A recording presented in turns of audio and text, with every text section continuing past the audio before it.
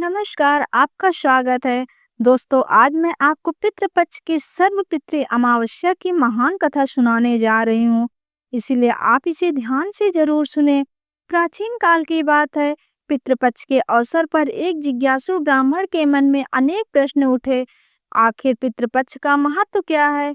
श्राद्ध और तर्पण क्यों किया जाता है? पूर्वजों की आत्माओं को शांति देने के लिए यह कर्मकांड क्यों आवश्यक है? इन्हीं प्रश्नों के उत्तर पाने के लिए उस ब्राह्मण ने ध्यानस्थ होकर धर्मराज यम का आवाहन किया। उसकी सच्ची श्रद्धा और जिज्ञासा को देखकर यमराज प्रकट हुए।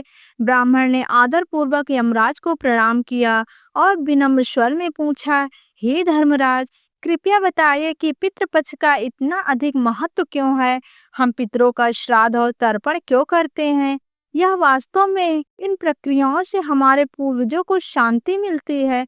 यमराज ने गंभीर किंतु करुणामय स्वर में उत्तर दिया, हे ब्राह्मण, तुमने अत्यंत महत्वपूर्ण प्रश्न पूछा है। पितृपक्ष पूर्वजों को समर्पित या पावन काल है, जब संतान अपने पितरों के प्रति कृतज्ञता व्यक्त करती है। श्राद्ध और तर्पण के द्वारा उन्हें तृप्त और मुक्ति प्रदान की जाती है। इसके महत्व को भलीभांति समझाने के लिए मैं तुम्हें एक प्राचीन कथा सुनाता हूँ।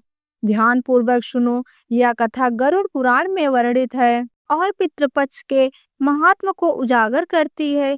जो भी मनुष्य इस कथा को ध्यान पूर्वक सुनता है, उसके 32 अपराध माफ कर देता हूँ। इससे मनुष्य की कभी दुर्गति नहीं होती। इसके पितृपक्ष उससे संतुष्ट होते हैं और लंबी आयु तथा धन धान्य प्रदान करते हैं। इसीलिए हे ब्राह्मण, तुम इस कथा को ध्यान से सुनो। यमराज इतना कहकर उस ब्राह्मण को एक प्राचीन घटना सुनाने लगे। प्राचीन काल में मध्य देश में धन शर्मा नाम के एक कुलात्मा ब्राह्मण रहते थे। वे सत्यनिष्ठ, सदाचारी और वेद शास्त्रों के गहन ज्ञाता थे। उनके स्वभाव में पाप का लेश मात्र भी नहीं था। भगवान विष्णु में उनकी गहरी आस्था थी और वे प्रतिदिन नियम पूर्वक पूजा पाठ करते थे। एक दिन की बात है, श्रावण की वर्षा ऋतु बीत चुकी थी और भाद्रपद मास चल रहा था। धन शर्मा श्राद्ध के लिए आवश्यक कुसा, पवित्र घास और अन्य सामग्री लेने पास के एक घने वन में गए। दोपहर का समय था और वन में दूर दूर तक सन्नाटा पसरा था। केवल पत्तों की सनसनाहट और कुछ पक्षियों की आवाजें सुनाई पड़ रही थी। धन शर्मा मन ही मन मंत्रों का जाप करते हुए निर्भय भाव से जंगल में आगे बढ़ रहे थे। धन शर्मा वन में सब कुछ एकत्र ही कर रहे थे कि अचानक उनकी दृष्टि एक अद्भुत किंतु भयानक दृश्य पर पड़ी। सामने कुछ ही दूरी पर विशाल वृक्ष के नीचे 3 आकृतियां खड़ी थी। पहले तो एक धन शर्मा को विश्वास नहीं हुआ। वे 3 मानवाकृत जैसे प्राणी थे, परंतु उनके स्वरूप बड़े भयंकर थे। वे वास्तव में 3 प्रेत थे। उनका रूप देखकर सामान्य मनुष्य भय से मूर्छित हो जाता। धन शर्मा ने उन प्रेतों को ध्यान से देखा। उनके केस बिखरे और सीधे ऊपर को खड़े थे, मानो वर्षों के संवारे न गए हों। उनकी आंखें अंगारे जैसी लाल चमक रही थी। दांत काले और लंबे दिखाई दे रहे थे, नुकीली जैसे किसी जंगली पशु के हों। तीनों के शरीर अत्यंत कृश और मरियल थे। पेट पीठ से लगा हुआ सिर्फ हड्डियों का ढांचा जैसे बचा हो। उनकी नसें उभरी हुई थी और वे पीला से जान पड़ते थे। धन शर्मा ने इतने भयानक प्राणियों को एक साथ पहले कभी नहीं देखा था, परंतु आश्चर्य की बात यह थी कि वे इतने भयानक दृश्य के बावजूद धन शर्मा तनिक भी भयभीत नहीं हुए। उनके मन में ईश्वर का दृढ़ आश्चर्य था और सत्य पर दृढ़ता से अडिग विश्वास। उन्होंने अपने भीतर साहस संजोया और आगे बढ़कर उन प्रेतों से बात करने का निश्चय किया। धन शर्मा धीमे कदमों से उनके निकट गए। तीनों प्रेतों ने भी उसे देखा और एक क्षण को मानो अचरज से स्थिर हो गए कि एक साधारण मानव उनकी ओर निर्भय होकर आ रहा है। धन शर्मा ने पूछा, तुम लोग कौन हो? तुम्हारी यह नागरिकीय अवस्था कैसे हुई? तुम्हें इस भयंकर योनि में कौन से कर्म ले आया? एक पल को तीनों प्रेत चुप रहे। उनके गले में मानो घुटी घुटी सी आवाज निकल रही थी। धन शर्मा ने अपना परिचय देते हुए कहा, मैं ब्राह्मण हूँ और भगवान विष्णु का दास हूँ। मैं तुम लोगों को देखकर चिंतित हूँ। मैं भय से व्याकुल और दुखी हूँ, किंतु साथ ही मैं दया का पात्र भी हूँ, मेरी रक्षा करो। अगर तुम लोग मुझ पर कृपा करोगे तो मेरी रक्षा करोगे तो भगवान विष्णु तुमसे प्रसन्न होंगे और तुम सबका भी कल्याण करेंगे। धन शर्मा पूरी श्रद्धा से बोलते जा रहे थे। भगवान विष्णु बड़े दयालु हैं, वे ब्राह्मणों के हितैषी भी हैं। जो भी भक्तों पर दया करता है विष्णु उस पर अनुग्रह करते हैं। श्री हरि की महिमा अपरंपार है। उनका श्याम वर्ण अलसी के फूल के समान नीला है। वे पीतांबर धारण करते हैं। उनके नाम के श्रवण मात्र से सारे पाप नष्ट हो जाते हैं। वे अनादि और अनंत हैं। शंख चक्र और गदा धारण करने वाले अविनाशी भगवान हैं। उनके नेत्र कमल के समान सुंदर और वे प्रेत आत्माओं तक को मोक्ष प्रदान करने की शक्ति रखते हैं। यमराज ने ब्राह्मण को कथा सुनाते हुए कहा, हे ब्राह्मण, जैसे ही धनशर्मा के मुख से भगवान विष्णु का पवित्र नाम निकला वैसे ही उन तीनों पिशाच रूपी प्रेतों के हृदय में आश्चर्यजनक परिवर्तन होने लगा। अब तक क्रोध और पीड़ा से भरे थे जो प्रेत धनशर्मा के सामने खड़े थे वे विष्णु के नाम के प्रभाव से संतुष्ट और शांत होने लगे। उनके विकराल चेहरे के भाव बदल गए। जो आंखें क्रोध से लाल थी उनमें अब कोमलता झलकने लगी। जो रूखे शरीर दया भाव से विहीन थे उनके अब करुणा और उदारता का संचार होने लगा। वासुदेव श्री हरि के नाम मात्र से उनके हृदय पवित्र हो गए। धन शर्मा के भक्ति भरे वचनों ने उन्हें प्रेतों को अनुभूत कर दिया। धीरे धीरे तीनों प्रेतों के चेहरे पर प्रसन्नता की छाया दिखाई देने लगी। ऐसा प्रतीत हुआ मानो एक ठंडी शांत लहर उन सप्त आत्माओं पर चली हो। फिर वे प्रेत मानवीय वाणी से बातें करने को उधर हुए। उनमें से एक प्रेत ने कहा, विप्र, केवल तुम्हारे दर्शन मात्र से और भगवान श्री हरि का नाम सुनने से हमारे हृदय का भाव क्षण भर में बदल गया। अभी कुछ पल पहले हम क्रोध, दुख और व्यथा की अग्नि से जल रहे थे, किंतु तुम्हारे आते ही हमारी अवस्था दूसरी हो गई।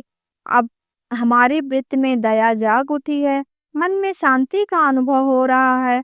निसंदेह एक सच्चे ब्राह्मण पुरुष का समागम सारे पापों को दूर भगा देता है।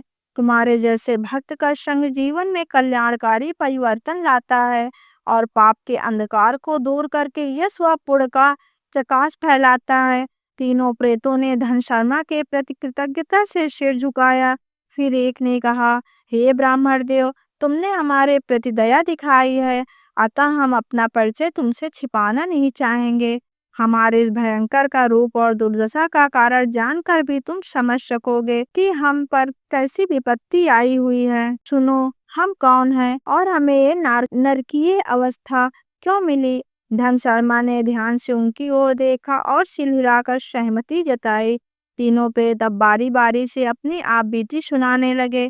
पहला प्रेत आगे बढ़कर बोला, मेरा नाम कृतज्ञ है, क्योंकि पूर्व जन्म में मैं बड़ा कृतज्ञ था। मैंने अपने माता पिता तक का आदर नहीं किया, कभी इनके लिए श्राद्ध तर्पण नहीं किया। मैं सदा अपनों का उपकार भूलता रहा, गुरजन और बड़ों का अनादर करता रहा। मेरी कृतज्ञता से मेरे पितृ भी मुझसे असंतुष्ट और क्रुद्ध रहे। इन्हीं पापों के फल स्वरूप मृत्यु के बाद इसे कठोर दंड मिला और अंततः इस प्रेत योनि में भटकना पड़ा। दूसरे प्रेत ने अपनी व्यथा सुनाई, मेरा नाम विद्वत है। पूर्व जन्म में मैं हरिवीर नामक राजा था, पर घोर अभिमानी और नास्तिक होने के कारण अधर्म करता था। न देव पूजन किया, न गुरु ब्राह्मणों का सम्मान, न दान। मैं रोज बिना पूजा पाठ के भोजन करता और विद्वानों की निंदा करता था। मैंने अपने पितरों की भी कभी याद नहीं किया, न ही श्राद्ध तर्पण किया। इन पापों के कारण मौत के बाद नरक की यातनाएं भोगी और अंततः प्रेत योनि में आ गिरे।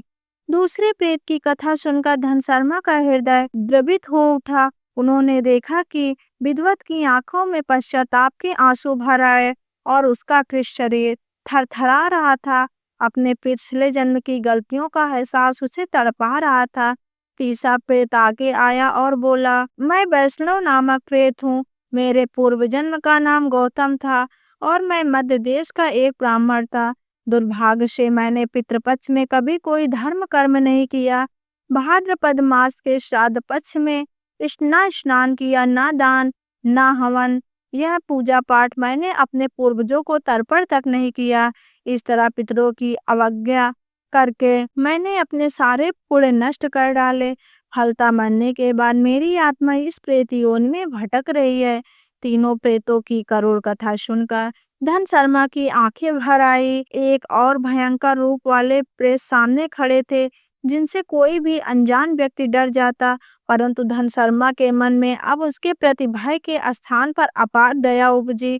उन्होंने जाना कि इन सभी को अपने पापों और विशेषकर पूर्वजों की अवहेलना के कारण ऐसी यातनापूर्ण गति मिली है। तीनों ने अपने अपने पितरों का निरादर किया, श्राद्ध तर्पण जैसे पवित्र कर्तव्यों से मुंह मोड़ा था। उनके पूर्वजों की आत्माएं असंतुष्ट और दुखी रही, इसीलिए मृत्यु के बाद उन्हें प्रेत योनि में भटकना पड़ा। कुछ देर तक चुप रहे। वन की निस्तंभता में केवल पत्तों की सनसनाहट और दूरी किसी पक्षी का स्वर सुनाई दे रहा था। अंततः धन शर्मा ने अपने आंसू पोंछे और बोले, आप लोगों के दारुण कथा सुनकर मेरे हृदय में गहरी वेदना हो रही है। यह जानकर बड़ा दुख होता है कि धर्म से विमुख होने पर आत्मा को कितनी कष्टप्रद दशा से गुजरना पड़ता है। आपने अपना परिचय और अपने कष्ट मुझे बताए, इसके लिए मैं कृतज्ञ हूँ। अब यह विनीत ब्राह्मण आपसे पूछता है कि मैं आपके लिए क्या कर सकता हूँ। मैं भगवान विष्णु का भक्त हूँ। यदि मेरे द्वारा कोई सेवा हो सके तो कृपा करके बताइए। संभवतः ईश्वर ने ही मुझे यहाँ आपसे मिलवाया है, ताकि मैं आप दुखियारों की कुछ सहायता कर सकूं। धन शर्मा की सहृदयता से प्रभावित होकर तीनों प्रेत एक दूसरे की ओर देखने लगे। फिर तीसरे प्रेत गौतम के ने आगे बढ़कर हाथ जोड़ते हुए कहा, हे सदाशय ब्राह्मण, तुम्हारी दयालुता के लिए मैं आभारी हूँ। हम चाहते हैं कि हमारा उद्धार हो जाए, इस यातना भरे प्रेत जीवन से हमें मुक्ति मिल जाए। परंतु हमारा पाप इतना भारी है कि अपने बल पर हम इससे छुटकारा नहीं पा सकते। कुछ क्षण रुककर प्रेत गौतम ने कहा, मेरे पास एक उपाय है, किंतु उसमें तुम्हारी सहायता चाहिए। सुनो, मेरा एक पुत्र है जो पृथ्वी लोक पर अभी जीवित है। वह धर्मशील है और श्रद्धा आदि विधान को जानता है। यदि उसे हमारी इस दुर्दशा का पता चल जाए तो वह अवश्य हमारा उद्धार करने का प्रयास करेगा।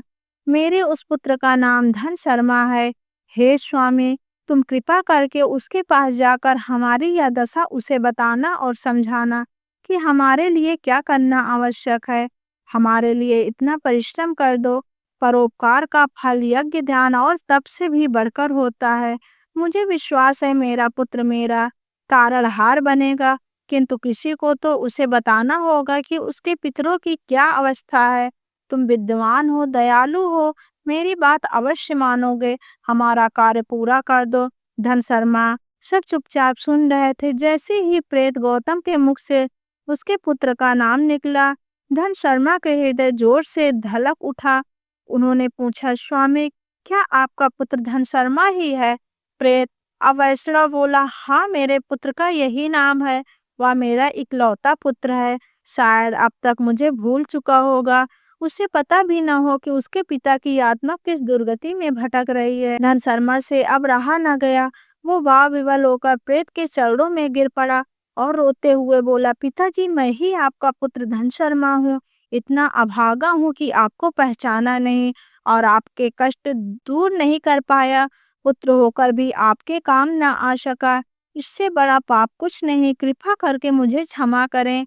यह सुनकर प्रेत गौतम की आंखों में भी आंसू भर गए। वे विस्मित और आनंदित होकर बोला, वत्स, तुम सचमुच मेरे पुत्र हो। निश्चय ही भगवान ने तुम्हें हमारी मुक्ति का साधक बनाकर भेजा है।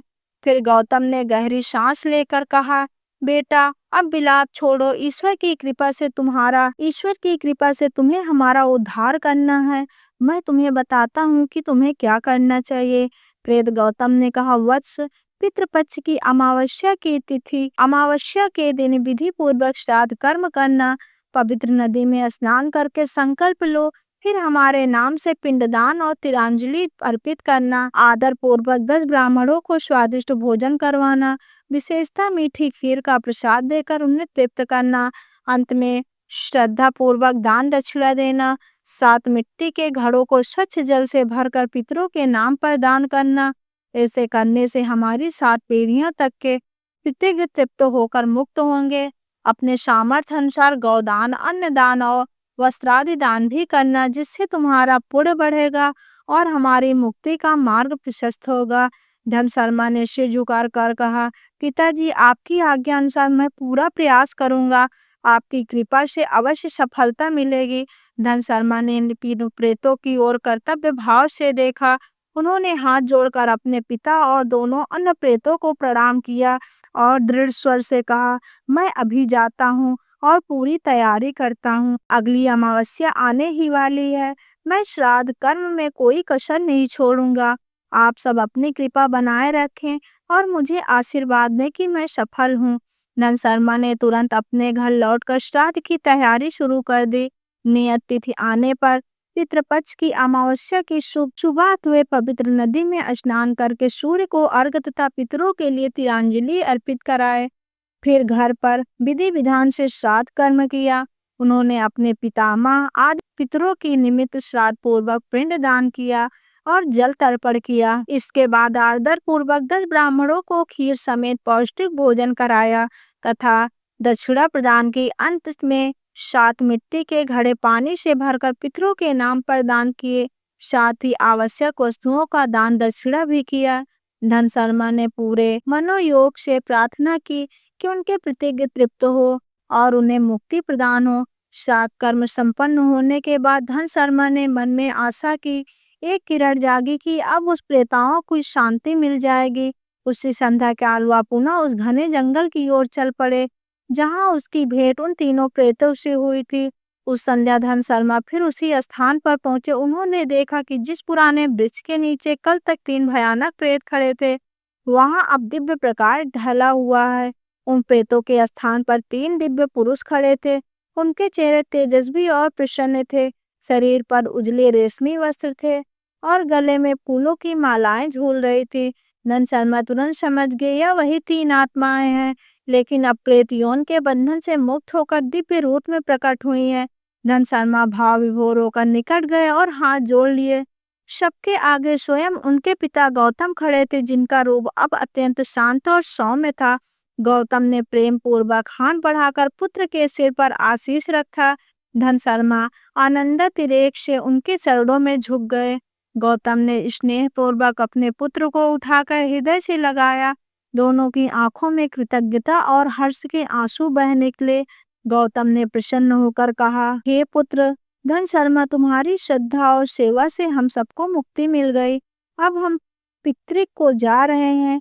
हमारे आशीर्वाद से तुम सदैव सुखी रहो, दीर्घायु और यशस्वी बनो। दूसरे और तीसरे दिव्य पुरुष हरिवीर और सुदास ने भी कृतज्ञता पूर्वक धन शर्मा को आशीर्वाद दिया। उन्होंने स्वीकार किया कि धन शर्मा के पुण्य से उन्हें भी प्रेत योनि से छुटकारा मिला है। दोनों ने उसे सुख समृद्धि और यश प्राप्ति का आशीर्वाद दिया। इससे में आकाश के लिए अलौकिक रथ अवतरित हुआ, जो प्रकाश के दमक रहा था। यमदूतों और विष्णु दूतों जैसे दिव्य सहायकों के प्रकट होकर उन मुक्त आत्माओं का स्वागत किया। तीनों दिव्य पुरखे उस रथ पर सवार हुए। विदा लेते समय गौतम प्रेत ने भरी दृष्टि से पुत्र की ओर देखा और हाथ हिलाकर आशीर्वाद दिया।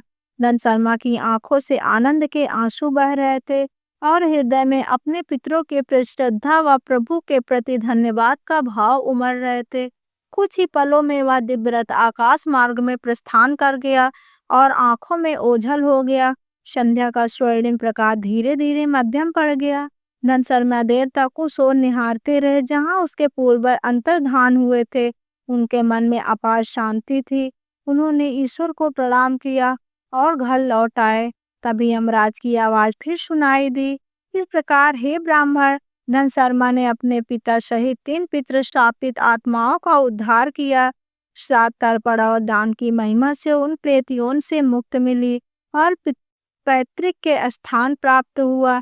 ब्राह्मण ने हाथ जोड़कर कृतज्ञता पूर्वक कहा, धर्मराज, इस अद्भुत कथा ने मेरी आंखें खोल दी। अब मैं भली भांति समझ गया कि पितृपक्ष में श्राद्ध तर्पण करना कितना आवश्यक है। मैं वचन देता हूँ कि अपने पितरों के प्रति कभी उदासीन नहीं रहूंगा और सदैव श्राद्ध में उनका श्रद्धा से उनका श्राद्ध करूंगा। यमराज ने प्रसन्न होकर आशीर्वाद दिया। तथास्तु, जो भी इस कथा को सुनकर पितृकर्म से प्रवृत्त होगा, उसके पितर अवश्य प्रसन्न होंगे और उसे सुख समृद्धि का आशीर्वाद देंगे। इसके साथ ही धर्मराज यम अंतर्धान हो गए। इस प्रकार पितृपक्ष की यह पावन कथा समाप्त होती है। इससे हमें शिक्षा मिलती है कि अपने पितरों के प्रति श्रद्धा की कृतज्ञता व्यक्त करना अत्यंत आवश्यक है। पूर्वजों का सम्मान करके विधि पूर्वक श्राद्ध तर्पण व दान करने से न केवल उनकी आत्माओं को शांति मिलती है, बल्कि उनकी प्रसन्नता से हमारे जीवन की बाधाएं भी दूर होती हैं और कुल का कल्याण होता है। हर वर्ष आने वाला पितृपक्ष हमें याद दिलाता है कि हमारे अस्तित्व से जुड़े हमारे पूर्वज में हैं। उनकी आत्मिक शांति के लिए किया गया छोटा सा प्रयास भी हमारे लिए अत्यंत पूर्ण और आशीर्वाद लेकर आता है। अतः सच्चे हृदय से पितृ ऋण उतारने का प्रयत्न करना चाहिए। आशा है आपको यह पौराणिक कथा रोचक और हृदय स्पर्शी लगी होगी। अब जब भी पितृपक्ष का समय आएगा, आप इस कथा को स्मरण करके अपने पूर्वजों की सेवा में तन मन धन से जुटेंगे। शास्त्रों में सत्य ही कहा गया है, पितृदेवो भव, अर्थात पितरों को देवतुल्य मानकर उनका आदर करें और पूजा अर्चना करें। इन्हीं भावनाओं के साथ अपने सात पूर्वजों की पूरी स्मृति को प्रणाम करते हुए मैं अपनी वाणी को विराम देती हूँ। अगर आपको यह कथा पसंद आई तो वीडियो को लाइक जरूर करें और कमेंट में जय श्री कृष्ण और जय पितृदेव अवश्य लिखें। साथ ही हमारे चैनल को सब्सक्राइब करना न भूलें। आप सभी का बहुत बहुत धन्यवाद।